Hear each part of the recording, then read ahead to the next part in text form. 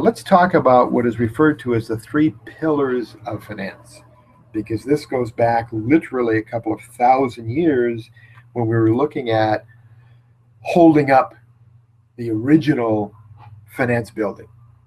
You need at least three pillars or three legs for anything to hold up anything else. So in finance, just as we saw three financial statements with three components each in accounting, in finance we have three pillars or three main areas of focus. And what some people are surprised at, there's actually a publication called CFO.com. That's Chief Financial Officer. They have a great website. All of their webinars and articles, etc., and tools are all free. And they actually publish a hard copy, a paper version of their website on a regular basis. What is interesting is they do an annual survey globally of CFOs around the world, and they ask them how they spend their time. And year after year, what they find is that most CFOs spend more than 90% of their time in these three areas: working capital, capital structure, capital budgeting. Now, it might surprise you that a CFO would spend that much time in these areas.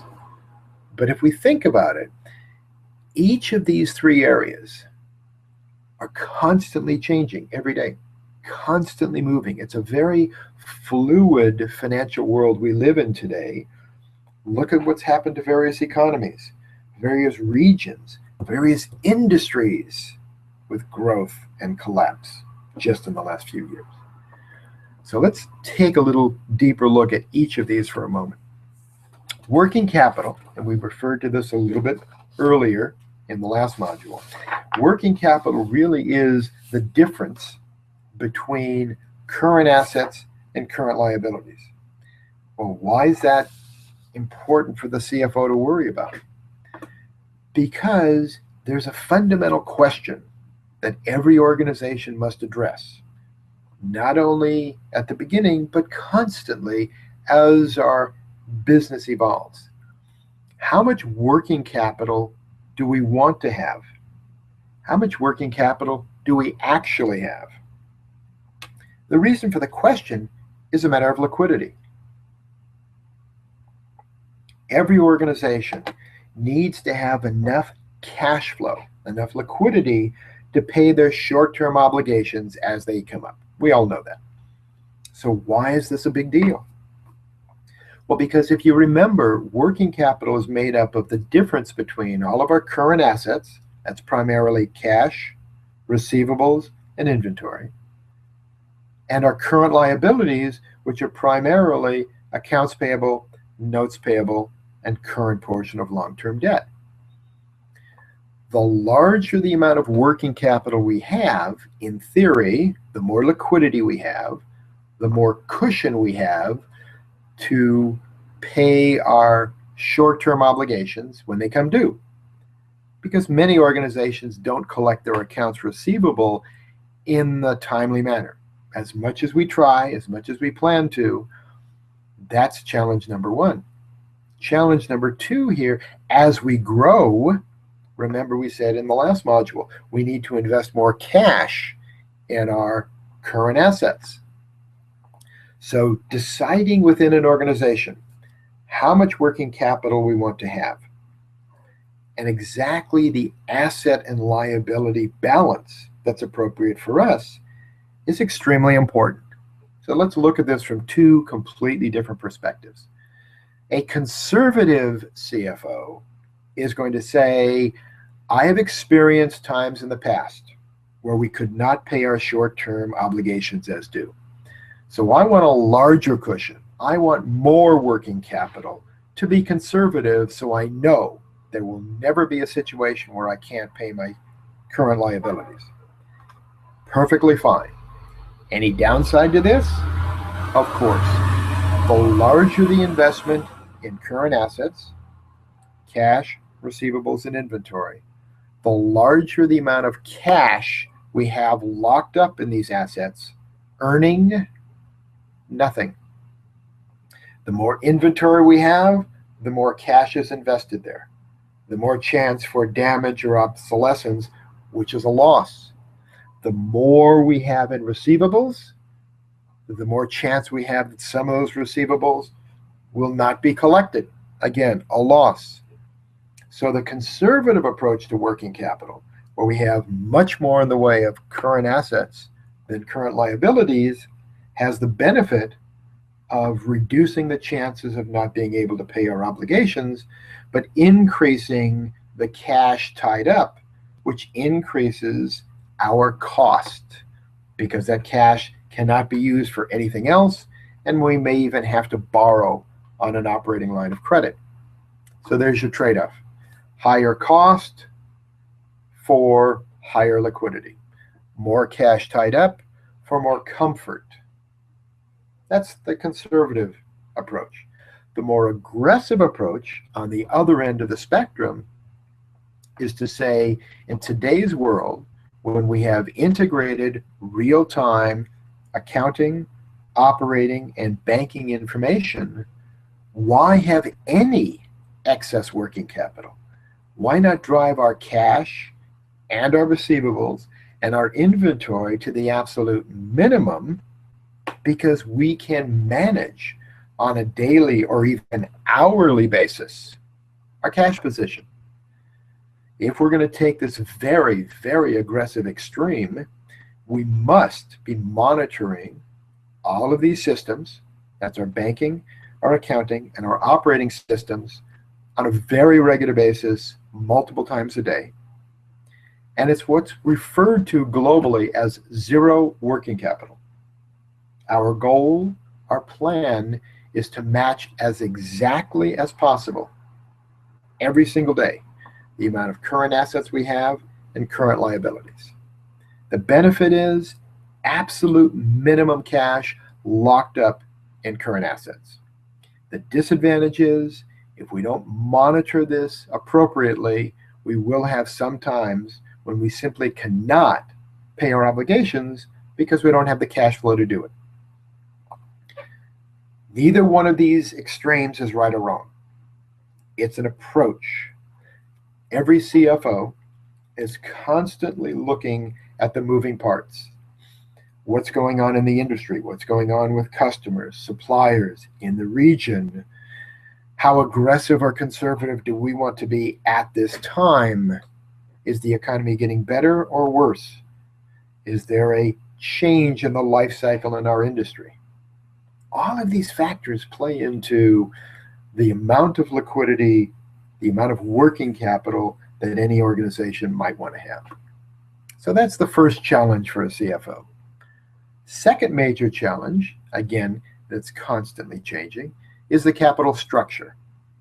How much of our future growth do we want to finance with equity, and how much with debt? And on the equity side, do we want to keep equity where it is, or do we want to increase it, selling more shares? On the debt side, how much of our debt do we want bank debt? How much do we want to be corporate bonds? And how much do we want to be capital leases? Remembering that if we're talking about long-term capital, really looking 10, 20, 50 years into the future, as many organizations must, think of an oil refinery. That's got a 50-year useful life. How are we going to finance that? Certainly not going to use short-term money, but banks aren't going to give us 50-year debt. So we have to look at other sources. So that's why the debt side gets very creative. Part of the answer here is how much does equity cost us and how much does debt cost us? So here's a question for you. What costs more to an organization? Debt, borrowed money, or equity, which is owner's money? Now, most people think, well, equity costs nothing because we don't have to pay anything to our shareholders. And from a current cost of cash in and cash out, that's true, but we can't run an organization that way. We must give our shareholders some form of annual return. Either it's a cash dividend, an increase in the share price.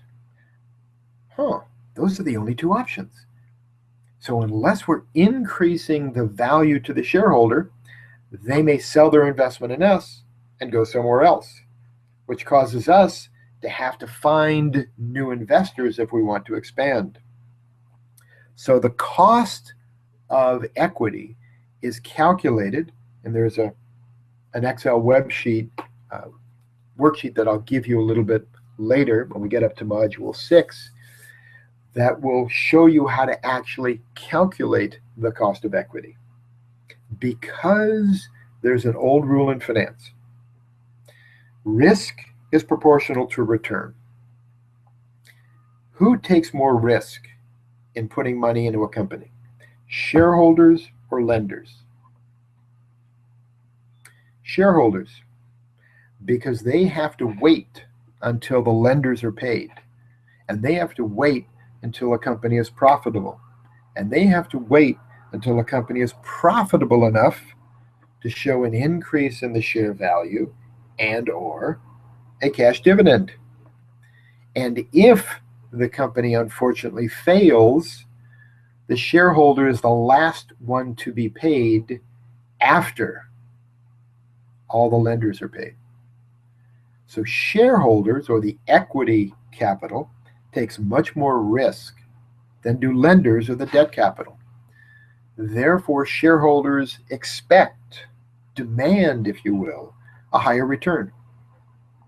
And even if we never pay a cash dividend, the growth in the value of the shares must exceed the cost of debt. So how we accomplish that through growth in the top line, revenue, and the bottom line, income, is a constant concern of the CFO.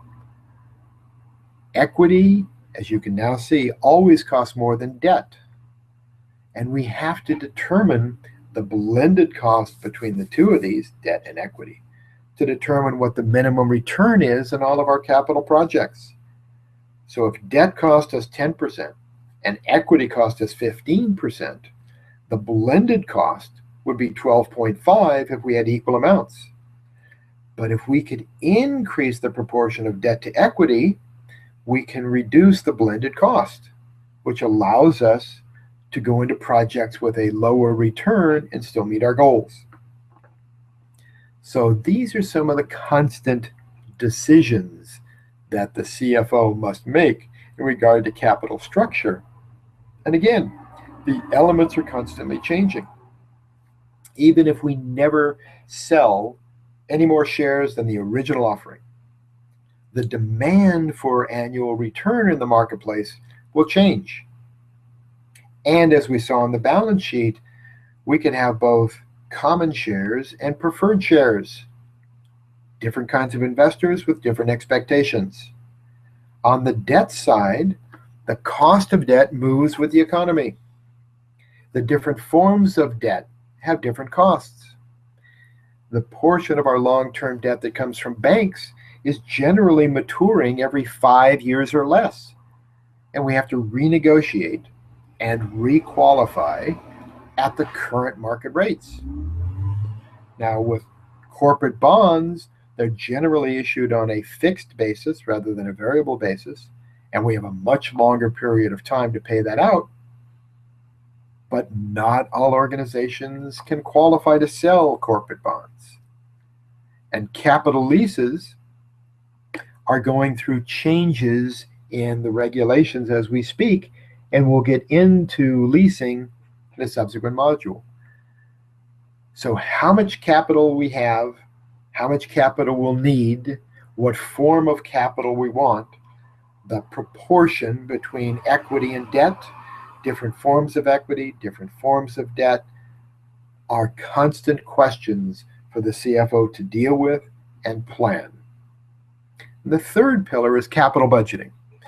I find this personally the most fascinating, the most interesting part of finance, because we're gathering data, we're analyzing options, we're making decisions today on investments that have useful lives of 10, 25, and in some cases 50 years. If we're wrong, it can have devastating financial consequences. So we must be right most of the time. Well, how on earth can we gather enough information in a short period of time to analyze one or multiple projects to have a very high degree of confidence we're making the right choice, the right decision when we are committing hundreds of thousands or millions or hundreds of millions into very, very long-term projects? And how can we look at these each period once the investment has been made to make sure we're reaching our benchmarks and the company is growing based on these assets and not in financial trouble? Working capital, capital structure, capital budgeting are the three main areas of focus that take up the vast majority of time for our chief financial officer and our financial staff.